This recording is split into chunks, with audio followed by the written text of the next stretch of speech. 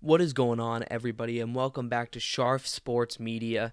Hitting you guys with a little double upload today, but it's going to actually end up being a triple upload as later tonight. Expect Moonshots and Meatballs episode 2 to be published here in a little bit. But earlier today, Kyrie Irving, he opts into his deal for the $36 million or $36.5 million for this coming season. Now he can still be traded, but he said, see you guys in the fall. So I assume he thinks he's going to be coming back as a Brooklyn Net, and that's under my assumption. Now, in my opinion, I was still 80, I'd say 75% positive that Kyrie Irving was going to stay in net.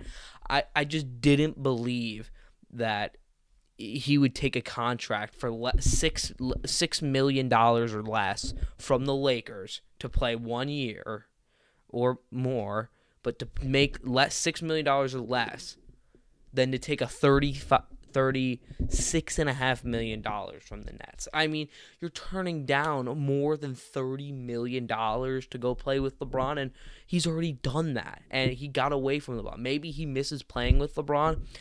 Maybe, but I mean, he enjoys KD. KD is his best friend, so I just didn't see Kyrie leaving because, again, nobody else wanted him. Nobody else wanted to deal with his headaches. The Lakers were the only one, and they couldn't make it work with his cap situation. Apparently, they offered a deal surrounding Russell Westbrook as the center, but if I'm Sean Marks, there's nothing you can make me do to accept Russell Westbrook. You want me to take Russell Westbrook? Hang up the phone. There you go. No chance. So now that Kyrie Irving is solidified, it pushes you towards the fact that you're going for another championship run. And right now, under contract, you got KD, Kyrie, Ben Simmons, Joe Harris, who's going to be a big piece coming back, in my opinion, Seth Curry, Patty Mills as a player option, and then Cam Thomas and De'Aaron Sharp. Then you got the guys who could be walking. You got Bruce Brown, Nick Claxton, Wilson Chandler, Goran Dragic, LaMarcus Aldridge, Blake Griffin, Andre Drummond, and David Duke Jr. Now, what do I think we need to do what are our big priorities in this offseason? Now, before I start that, hopefully Patty Mills opts into his player option. I think we overused him this year. I think he was tired by the end. He was exhausted by the end of the year. Played way more minutes than he's ever been accustomed to with the injuries and Kyrie sitting out. So I think if you have him come off the bench as a 6, 7, 8 guy, he could be that microwave guy that you put in for 10 minutes at a time. He scores 8 points in those 10 minutes.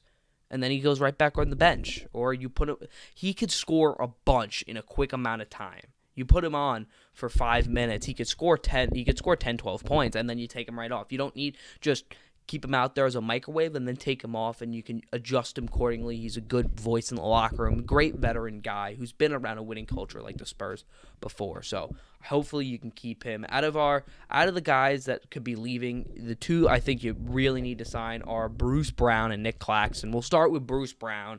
I mean, this guy is just a heart and soul guy. Really improved his three-point percentage this year to make him very dangerous at the three-point line, and people have to respect that. When they didn't, he made you pay, which was something that you weren't accustomed from Bruce Brown. You were accustomed to being able to get to the rack and his hard-nosed defensive style, but he's turned into more of a 3-and-D who can attack the rim kind of guy, and he brings a lot of character to this team, and I think most importantly, his defense is huge, and just what the energy that he brings. So I think he's you got to bring Bruce Brown back. I think he's a character, culture kind of guy that you just need in this team and in this locker room. Then Nicholas Claxton, power forward center kind of guy.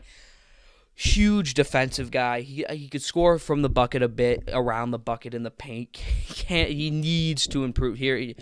You tell Nick Claxton, we're going to bring you back. We want you back, but the only thing you should be working on the offseason is free throws and any shooting around the paint. Maybe add like an elbow shot to your repertoire. But really, you just get your free throw percentage up to like 65%, which is not good. But like 65, 70%. Come on. You're a professional basketball player. You can't miss 8 to 10 free throws in a row. Unreliable at the line late in games you're not going to be able to play. So that's the biggest thing, but he is huge defensively. Guy can guard on the perimeter, which you do not see a lot of big men with his height being able to do. Very good rim protector as well.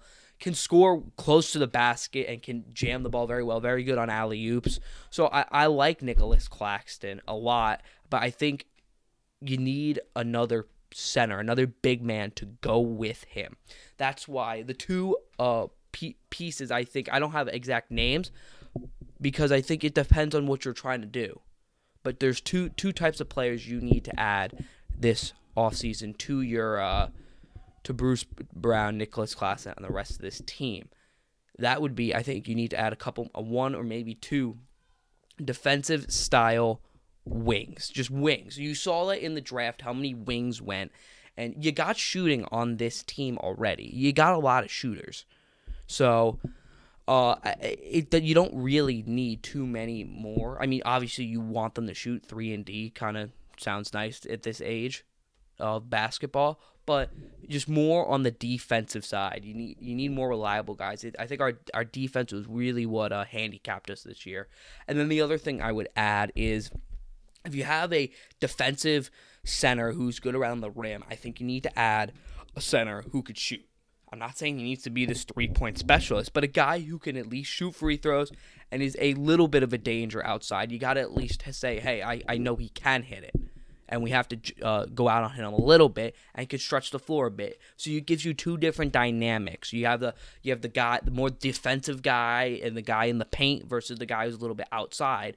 So maybe towards the end of games, you need free throws. You put in that center, that big man. But if you need a defensive stop, you put in Claxton. So those are the two different things I think you need to add.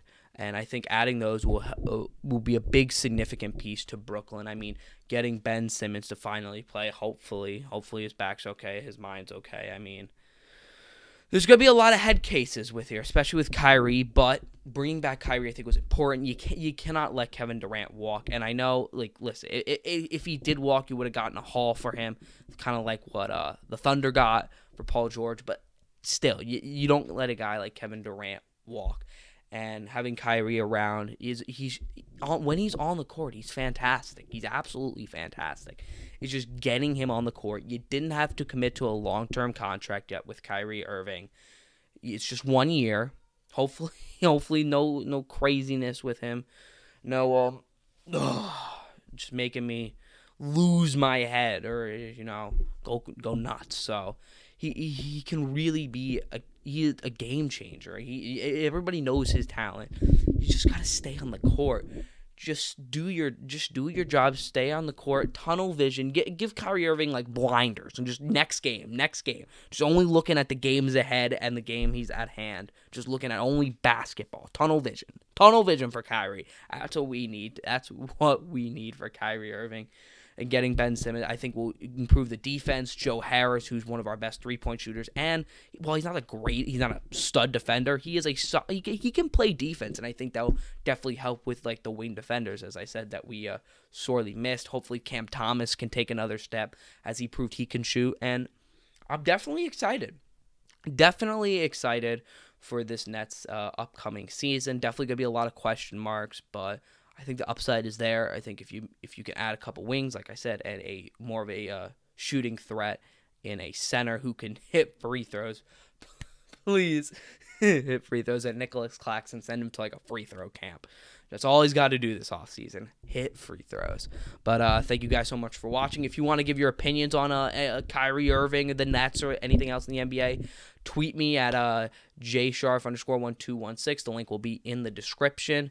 Thank you guys so much for watching, and I'll see you on the other side.